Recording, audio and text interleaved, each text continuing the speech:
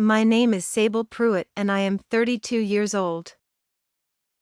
7 weeks ago, my mother walked into the gymnasium of the Clover Ridge Community Center in Asheville, North Carolina, sat down in the front row of folding chairs, and watched a woman she had never met stand at a podium and read my name aloud as the recipient of the Carolinas Regional Foster Care Advocate of the Year. My mother had driven 4 hours to be there. She had not come to celebrate me. She had come because, 3 days earlier, she had filed an emergency petition with the Buncombe County Family Court to be named the legal guardian of my foster daughter, Marisol. Marisol was 9 years old. She had been in my care for 2 years and 11 months. The adoption finalization was scheduled for 6 weeks from that night. My mother had filed the petition without warning, without my knowledge, and without ever having met Marisol in person. The petition cited 11 pages of what she called evidence of my emotional instability and parental unfitness.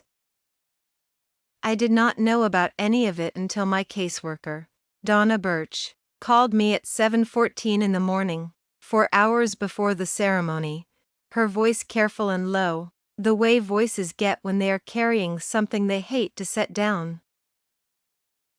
But here is what my mother did not know when she walked into that gymnasium and sat in the front row with her hands folded in her lap.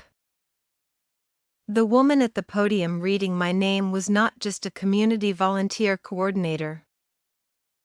She was Judge Adeline Marsh, retired family court, 31 years on the bench, the woman who had quietly reviewed every document in my foster care file, every home study, every caseworker report, every school record Marisol had produced in the 2 years and 11 months she had lived in my house. And Judge Marsh had not come to the ceremony alone. Before I tell you what happened next, please take a moment to like and subscribe. This channel exists because people like you keep showing up for stories like this one, and I am grateful for every single one of you. Drop your city and the time it is where you are right now in the comments. I read every one of them. Now let me take you back to the beginning, back to a small house on Ridgeline Road in Boone, North Carolina, and a childhood that taught me exactly what it means to be the child nobody planned for. I was born the year my parents' marriage was already ending, though nobody said so out loud for another 4 years. My mother, Connie Pruett, was 31 when she had me, and she had wanted a boy. She said this without apology my entire childhood, the way some people announce they had wanted a window seat and got an aisle. She said it at my birthday parties, at parent-teacher conferences, at the dinner table when company was over and the story of my birth seemed like good conversation. My father, Gerald, laughed every time she said it. He had a laugh that covered things over like fresh paint on a wall that still smelled like smoke underneath. My brother Tate came along 3 years after me, and from the moment he arrived, the math in our house rearranged itself in ways I spent the next decade trying to solve. Tate got the new backpack every August. I got the one from the year before with the broken zipper repaired with a safety pin. Tate got enrolled in travel baseball at 9. Which cost my parents $400 a season in fees and equipment. I asked once to take piano lessons, which ran $40 a month at the church annex 2 blocks from our house. My mother said we couldn't afford it. I did not argue. I had already learned that asking twice made things worse. Our house smelled like coffee and bacon grease in the mornings and cigarette smoke and something floral, my mother's hand cream, in the evenings. It was a small house, 2 bedrooms, and Tate and I shared a room until I was 11 and my parents put a folding partition down the middle, which gave us each a space roughly the size of a parking spot. On Tate's side there were baseball trophies and a poster of a NASCAR driver. On my side there was a bookshelf I had built from boards and cinder blocks I found behind the neighbor's garage, and every book I had ever checked out from the Watauga County Public Library and been too reluctant to return. The person who saw me in that house was not my mother and not my father. It was my great-aunt, Rosalie Pruett, my father's aunt, who lived 40 minutes south in a farmhouse outside of Marion that smelled like wood smoke and old books and the particular sweetness of dried lavender she kept in bundles over every door frame. Aunt Rosalie had never married. She had spent 38 years as a social worker for the state of North Carolina, specializing in foster care and family preservation, and she had retired with a reputation that people in the field still referenced in the present tense even after she was gone. She had a way of sitting very still while you talked that made you feel like the most important person in any room. She used to drive up to Boone on the third Saturday of every month and take me to lunch. Just me, not Tate, not my parents. We went to a diner on King Street with red vinyl booths and a pie case by the register, and she let me order whatever I wanted and she listened to everything I said. I was 8 the first time she took me. I was 23 the last time, the spring before she died. She said things to me over the years that I wrote down in a notebook I still keep in the drawer of my nightstand. But the one I carry everywhere, the one that lives in my chest the way a compass lives in a coat pocket, she said to me when I was 14 and crying in her kitchen because my mother had missed my 8th grade honors ceremony for the second year running.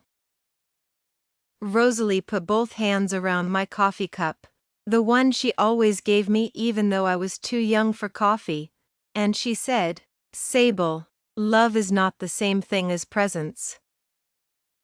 But presence is not negotiable when a child is counting on you. Remember that. Remember it for yourself and for whoever you end up showing up for."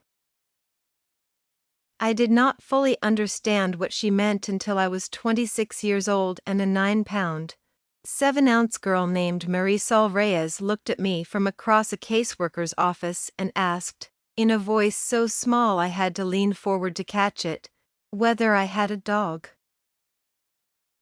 I did not have a dog. I got one the following week. His name was Biscuit and he was a beagle mix with one ear that never quite stood up, and he and Marisol were inseparable from the first afternoon.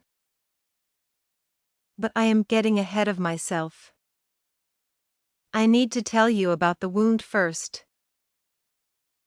I graduated from Appalachian State University in May of 2014 with a degree in social work and a minor in child development. I was 22 years old and I had paid for every semester myself, through a combination of federal grants, a small scholarship from the Watauga County Education Foundation, and 2 part-time jobs, one at the campus library and one waitressing Friday and Saturday nights at a barbecue place on Blowing Rock Road. My parents did not attend graduation. My mother said the drive was too long and that she had a migraine. My father, who had been living in a rented room in Morganton since the divorce finalized 2 years earlier, sent a card with a $20 bill inside and a note that said, "Proud of you, kid." I kept the card. I spent the $20 on gas. Aunt Rosalie was there. She sat in the 3rd row in a yellow linen blazer she had bought specifically for the occasion, and when I walked across the stage, she stood up before anyone else did. I saw her from the corner of my eye. I did not cry. I noticed that I didn't, and I filed it away as something that meant I was going to be all right.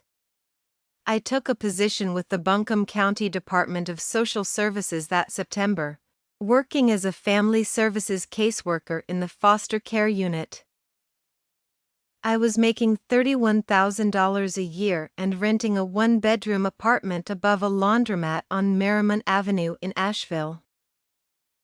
The apartment smelled like fabric softener and old radiator heat, and I loved it with a ferocity I could not entirely explain. It was the first place that was entirely mine. My mother called twice a year. Christmas and my birthday. The calls ran about 11 minutes each. She asked about work in the way people ask about work when they are not actually interested in the answer, and she gave me updates about Tate, who had moved to Charlotte and was doing well in sales, and who called her every Sunday, and who was, she made clear in the particular way she had of making things clear without saying them directly, the child who had turned out right. I did not argue with her characterization.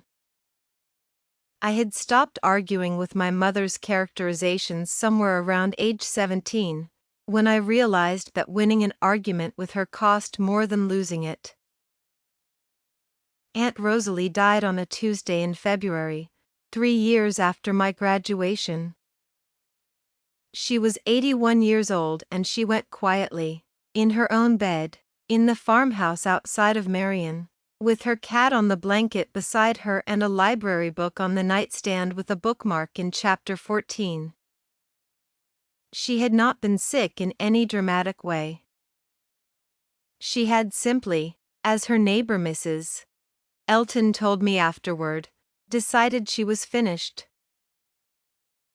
I drove to Marion that afternoon and sat in her kitchen for a long time without turning on the lights. The dried lavender was still over the doorframe. The coffee cup she always gave me was on the shelf above the sink. I did not cry for 3 days, and then I cried for about 6 hours on a Sunday, and then I was all right. Her attorney, a man named Warren Goss who had an office above a hardware store in downtown Marion, called me 2 weeks after the funeral.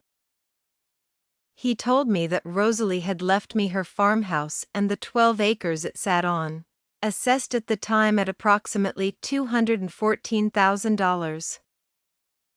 He also told me she had left a sealed letter in the file, to be opened by me and no one else, and that the letter was dated 4 years before her death.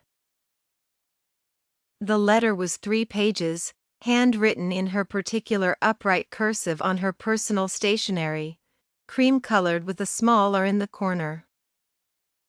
I will not read you all of it. Some of it is mine. But one paragraph is the reason I am sitting here today, and it read like this.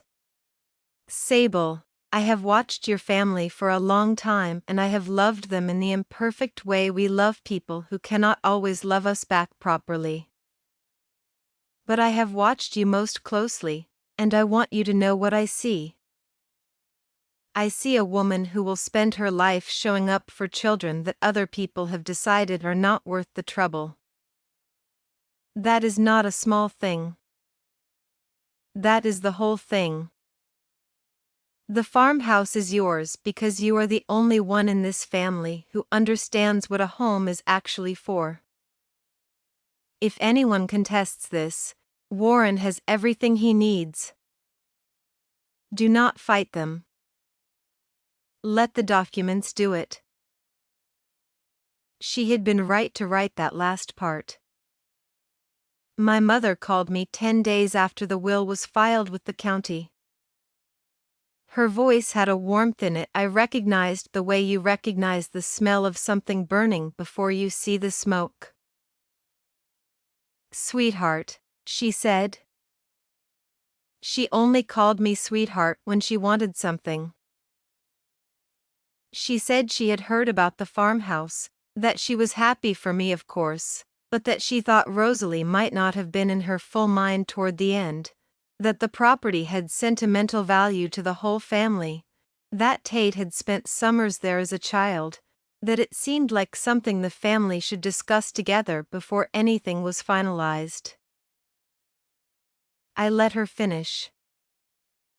Then I told her the will had already been filed, that Warren Goss had handled everything properly, and that I appreciated her calling.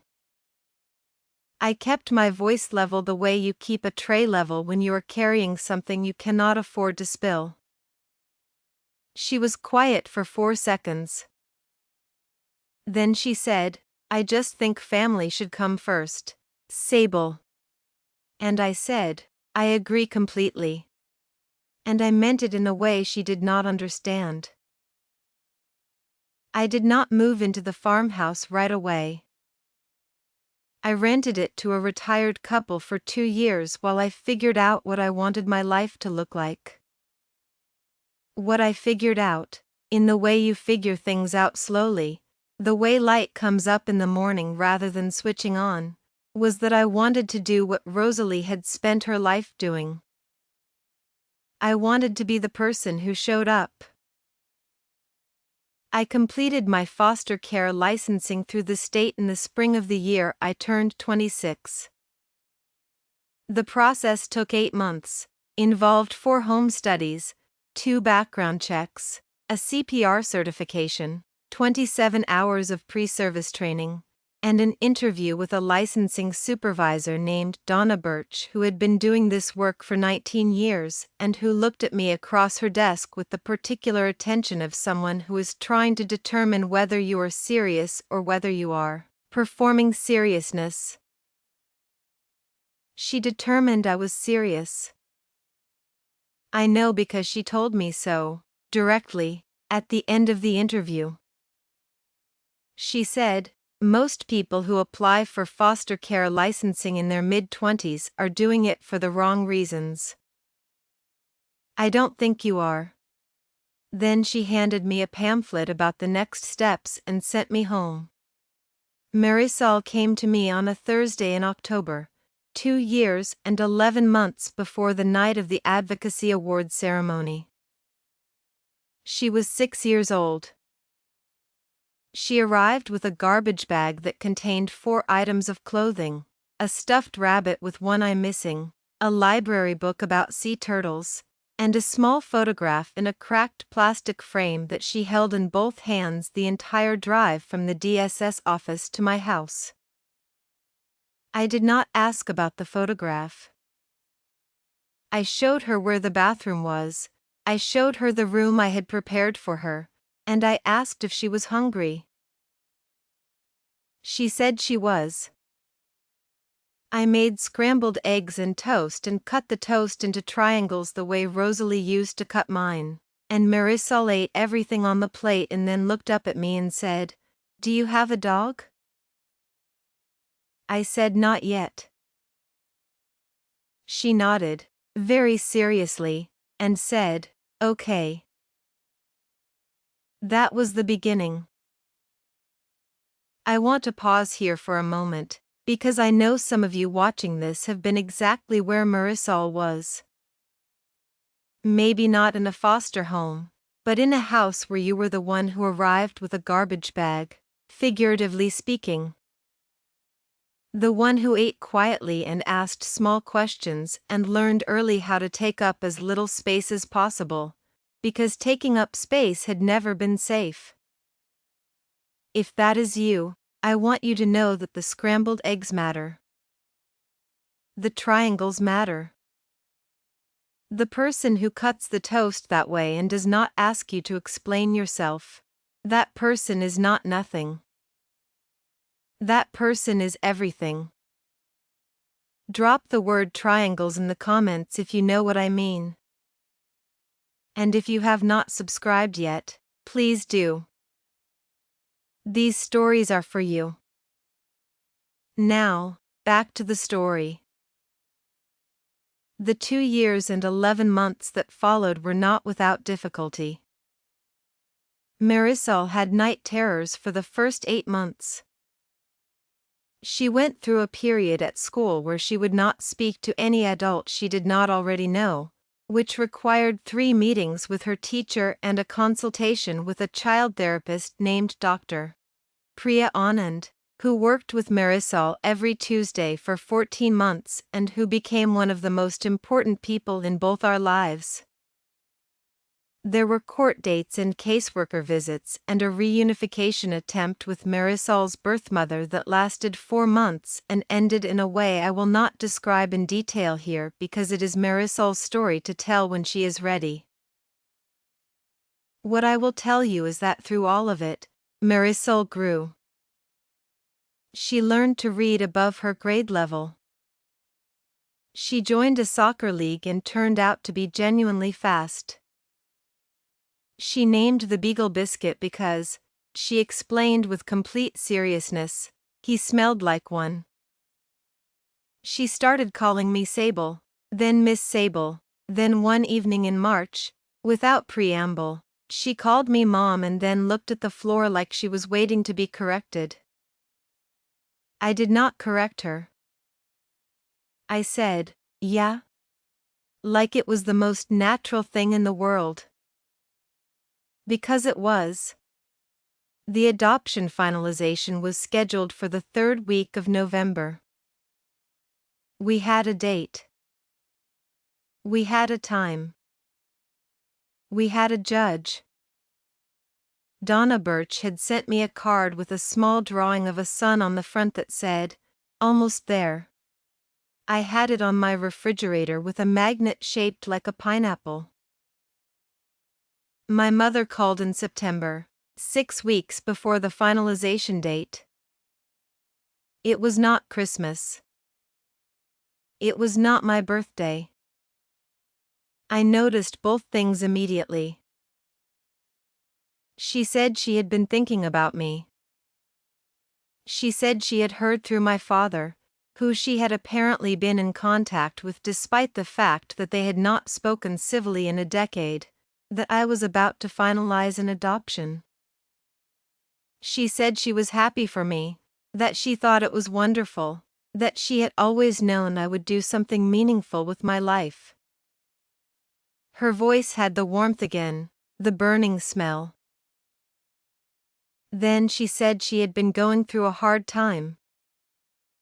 She said Tate had moved to Denver and that she was alone in the house in Boone and that she had been thinking about family, about how family was supposed to stay connected, about how she had not met Marisol and how that felt like something she should remedy. She said she would love to come to Asheville. She said she would love to be part of the adoption, if that was possible. She said, "A child needs grandparents, Sable." That's just true. I listened to all of it. I said I would think about it. I said I would be in touch. I kept my voice exactly level. I did not call her back. I want to be honest about why. It was not cruelty and it was not punishment. I had spent 2 years and 11 months building something careful and real with a child who had already had too many adults walk through her life and then walk back out. I was not going to introduce a variable I could not predict into the 6 weeks before the most important legal proceeding of Marisol's life. My mother was a variable I had never been able to predict. That was not a feeling. That was 32 years of data. What I did not anticipate was what she would do next. The call from Donna Birch came at 7:14 on a Tuesday morning, 4 hours before the Carolinas Regional Foster Care Advocate of the Year ceremony at the Clover Ridge Community Center. I was standing in my kitchen in my good dress, a navy wrap dress I had bought at a consignment shop on Lexington Avenue for $68, drinking coffee and trying to remember whether I had confirmed parking with the venue. My phone was on the counter. I saw Donna's name and answered on the second ring. Her voice was careful. She said she needed me to know something before I went into the evening. She said the Buncombe County Family Court had received an emergency guardianship petition 2 days earlier. She said the petitioner was a Constance Elaine Pruett of Boone, North Carolina. She said the petition cited, and here Donna paused in the way she paused when she was choosing words precisely, concerns about the emotional and psychological fitness of the current foster placement and requested emergency temporary guardianship of the minor child pending a full court review. I set my coffee cup down on the counter. My hand did not shake. I noticed that. I asked Donna how many pages the petition was. 11. She said. Plus exhibits. I asked what the exhibits were. There were 4. A printed screenshot of a social media post I had made 2 years earlier, the day Marisol's reunification attempt ended, in which I had written something honest and private about the difficulty of watching a child go through that process. A letter signed by my mother asserting that I had demonstrated emotional volatility throughout my life and was unequipped for the responsibility of parenthood. A second letter, this one signed by my brother Tate, corroborating our mother's characterization. And a printed page from a parenting forum where someone with a username that was not my name had posted something that my mother apparently believed was me, though it was not.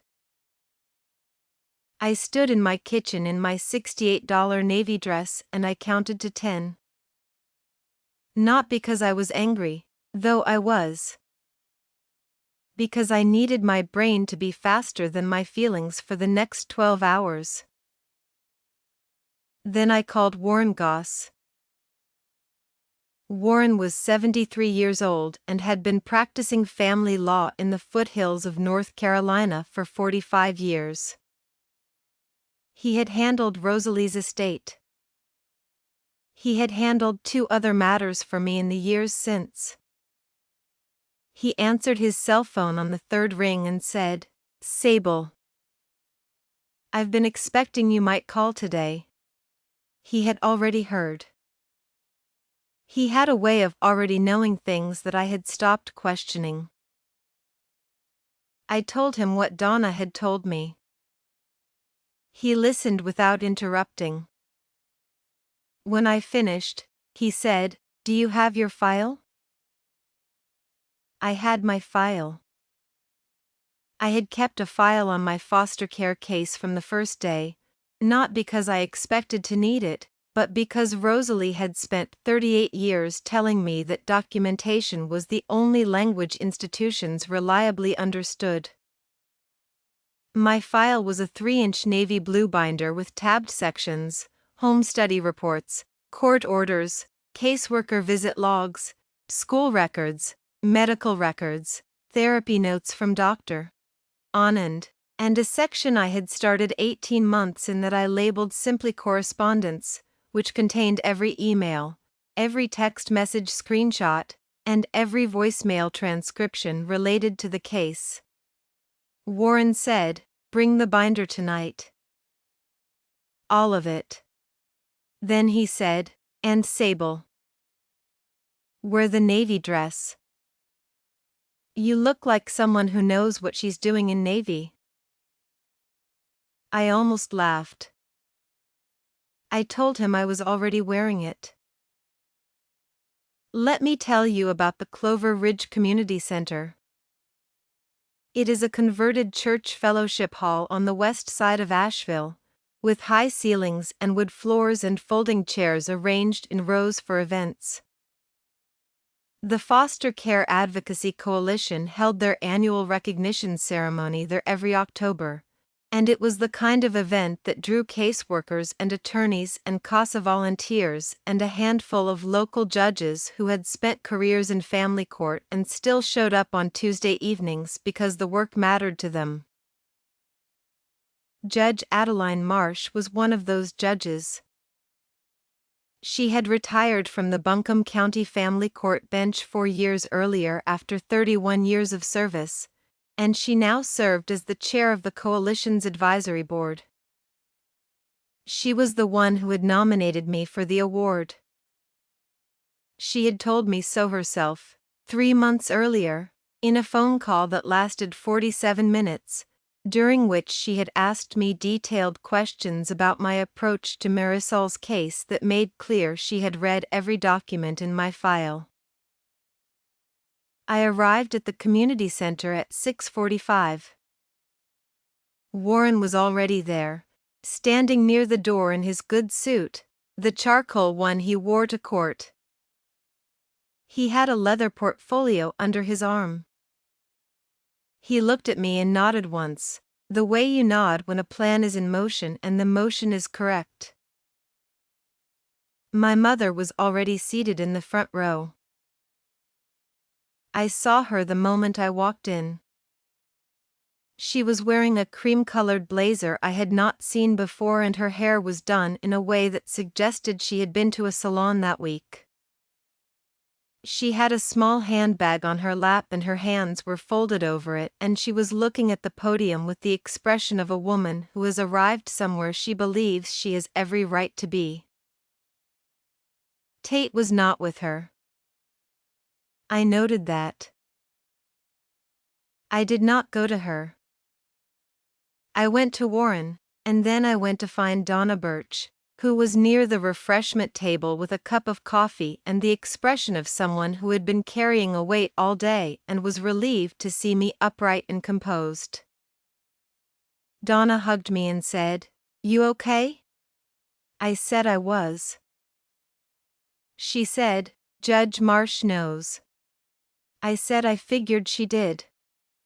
I want to stop here for one moment, because I know some of you watching this have had the experience of walking into a room where someone who hurt you is already seated, already comfortable, already performing innocence for an audience. And I know the particular effort it takes to keep your face still and your shoulders level and your feet moving forward. If you have ever had to do that, I see you. Drop the word forward in the comments. Because that is what it takes, isn't it? Just keep moving forward. One foot and then the other. Subscribe if you haven't, because these stories are built for exactly that kind of strength. Now, back to the story. The ceremony began at 7 o'clock. There were 4 awards presented before mine. A CASA volunteer who had served for 16 years. A foster parent who had provided respite care for over 200 children. A family court attorney who had worked pro bono on 38 cases in the past year. Each of them received their award with the particular quiet dignity of people who do this work because they cannot imagine not doing it. My mother sat in the front row through all of it. I watched her from my seat near the side wall. She did not look at me. She was performing patience. Then Judge Marsh stepped to the podium for the final award. Judge Adeline Marsh was 67 years old and approximately 5 feet 2 inches tall, and she had the presence of someone who had spent 3 decades making rooms go quiet simply by entering them. She wore a dark green blazer and reading glasses on a chain around her neck, and she set a single index card on the podium and then did not look at it. She said, "The final award tonight is the Carolinas Regional Foster Care Advocate of the Year. This award goes to an individual who has demonstrated not only exceptional care for a child in their home, but a broader commitment to the systems and communities that protect children. The recipient this year has been a licensed foster parent for 2 years and 11 months. In that time, she has maintained a home study rating of exemplary in every review, 0 concerns noted in 41 caseworker visits, and a therapeutic partnership with her child's counselor that Dr. Priya Anand described in writing as, and I am quoting directly, the most consistent and attuned caregiving relationship I have observed in 14 years of clinical practice. My mother's hands tightened on her handbag. I could see it from where I sat. Judge Marsh continued. The recipient has also, I should note for this room, been the subject of an emergency guardianship petition filed 4 days ago in this county's family court. I am going to say something about that petition, because this room is full of people who have spent their careers in family court and they deserve to hear it said plainly. The room was very quiet. I reviewed that petition this morning at the request of the presiding judge, who consulted me as a matter of professional courtesy given my prior knowledge of the case. The petition is based on 4 exhibits. I reviewed all 4. The social media post cited as evidence of emotional instability is, in its full context, a thoughtful and clinically appropriate reflection on secondary trauma written by a professional who processes her work honestly. The forum post attributed to the recipient is not hers.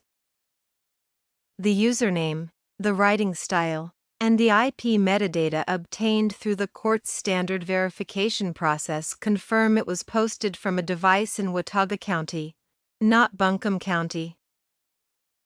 And the 2 character letters submitted in support of the petition were written by individuals who, by their own admission in the letters themselves, have had no contact with the recipient in over 2 years and have never met the child. She paused. She looked out at the room over her reading glasses. The petition will be dismissed. I wanted this room to know that before we proceed, because the woman I am about to call to this podium deserves to walk up here without that cloud over her head. She looked down at her index card for the first time. The Carolinas Regional Foster Care Advocate of the Year is Sable Pruett. I stood up. I walked to the podium. My voice did not waver when I said thank you. I know because I heard it. I did not look at my mother when I walked to the podium. I looked at Donna Birch, who had tears on her face and was trying not to show it. I looked at Warren, who was nodding with the particular satisfaction of a man who has been doing this work long enough to recognize when it goes right. I looked at Dr. Priya Anand, who was seated in the 3rd row and who gave me a small nod that meant everything. I accepted the award, a framed certificate and a small glass sculpture of 2 hands, one large and one small, fingers interlaced. I held it and I spoke for 4 minutes about Rosalie, about what she had taught me, about the sentence she had said in her kitchen when I was 14. I said, she told me that presence is not negotiable when a child is counting on you. I have tried to live that every day for 2 years and 11 months. I intend to live it for the rest of my life.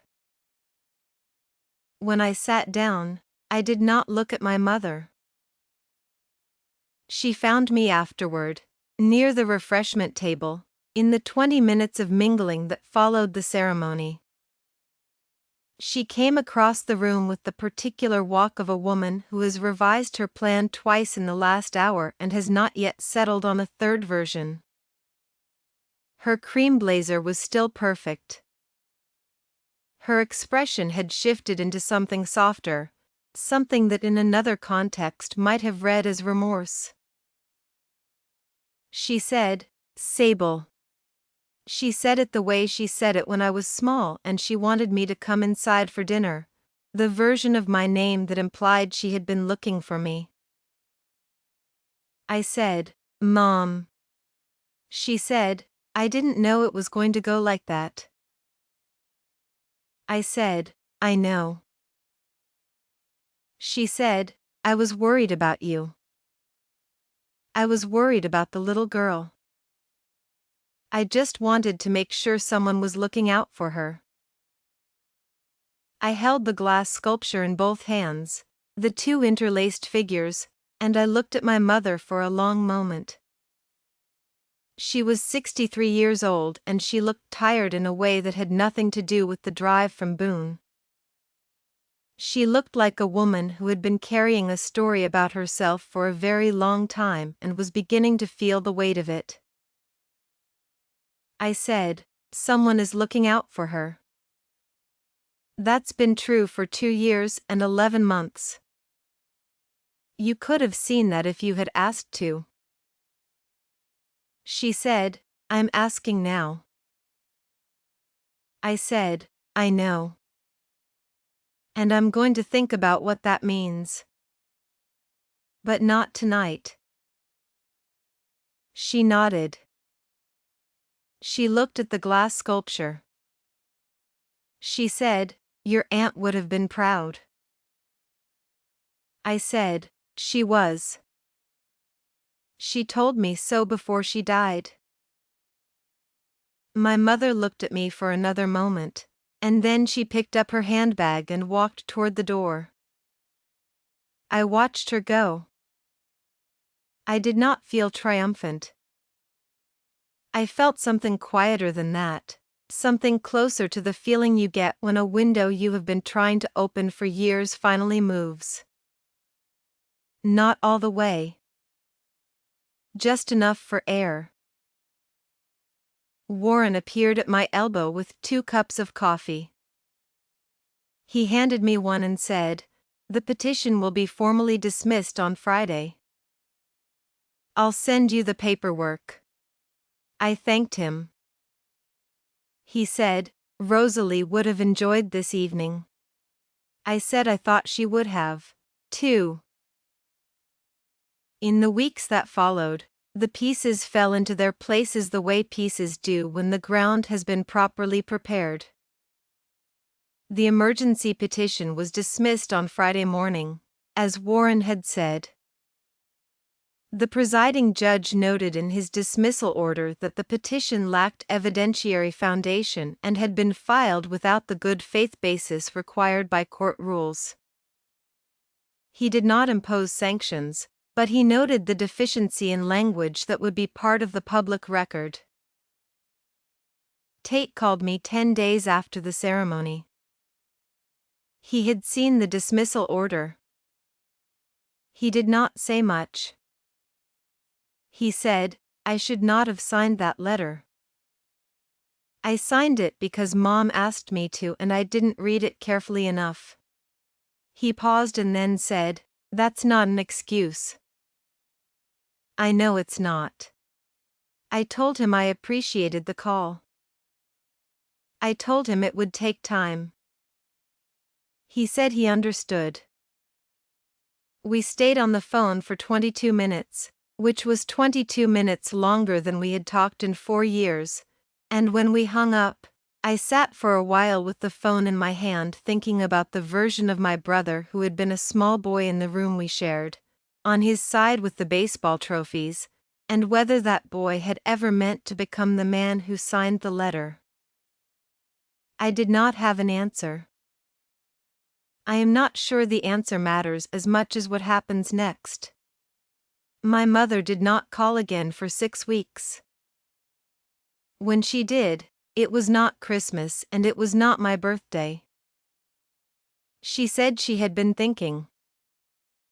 She said she was sorry for the petition, that she had been wrong to file it, that she had let her own fears make her do something she could not justify. She said the word sorry in a way that was not quite practiced and not quite natural, the way people say it when they are learning a language they have never spoken before. I told her I hurt her. I told her I accepted the apology for my own sake, not because it erased anything, but because I was not willing to carry the weight of withholding it. I told her that any relationship going forward would have to be built slowly and on Marisol's terms, not mine, not hers. I told her that Marisol had already been through enough adults who decided their own needs mattered more than her stability. My mother was quiet for a long time. Then she said, "She sounds like someone worth protecting." I said, "She is. She always was." The adoption finalization happened on a Wednesday morning in November, in a courtroom on the 4th floor of the Buncombe County Courthouse. Marisol wore a red dress she had picked out herself from a shop on Merriman Avenue. I wore the navy wrap dress again. Donna Birch was there. Dr. Anand was there. Warren Goss was there in his charcoal suit. Biscuit was not allowed in the courthouse, but Marisol had given him a solemn briefing the night before and he had listened with his one floppy ear tilted at an angle that suggested deep attention. The judge asked Marisol if she understood what was happening, that she was going to be legally my daughter from this day forward. Marisol said, "Yes." Then she looked at me and said, "I already knew that, though." The courtroom laughed. The judge laughed. I did not cry. I noticed that I didn't, and this time I understood why. I was not the kind of person who cried at the end. I was the kind of person who had been quietly building toward this moment for years, who had kept every document and answered every home study question and cut the toast into triangles, and when the moment arrived, what I felt was not surprise. What I felt was recognition. This is what was always supposed to happen. We just had to get here. Rosalie's farmhouse is where we live now. Marisol has the room at the back that looks out over the field, and she has put up a poster of a sea turtle on the wall above her desk, a nod to the library book she arrived with. Biscuit sleeps at the foot of her bed. On the shelf above the doorframe in the kitchen, I have kept the dried lavender bundles, replaced each year, the way Rosalie kept them. The house still smells like wood smoke and old books and something sweet. I kept every document from the petition and the dismissal in a section at the back of the navy blue binder. Not because I need to look at them. Because Rosalie taught me that documentation is the only language institutions reliably understand, and because someday, if Marisol ever needs to understand the shape of what we came through together, I want her to be able to read it in the original. There is a sentence in Rosalie's letter that I did not read to you earlier, a sentence I have been sitting with for the 3 years since she died. She wrote, "The children who are hardest to keep are the ones who teach us the most about what keeping means." You will understand this. I already know you will. I understand it now. If you are watching this and you recognize yourself somewhere in it, maybe you were the child with the one cupcake, or the adult who had to walk into a room where someone who hurt you was already seated and comfortable, or the person who has been building something careful and real and had someone try to take it apart. I want you to know that the documentation matters. The binder matters. The person who cuts the toast into triangles matters. The presence that is not negotiable matters. You do not have to be loud to be right. You do not have to be loud to win. You just have to keep the record, keep showing up, and trust that the truth is patient enough to wait for its moment. It always is. Thank you for spending this time with me. Share this with someone who needs to hear it today. Drop a comment and tell me what you're carrying, or just tell me where you're watching from and what time it is there. Hit subscribe, and I'll see you in the next one.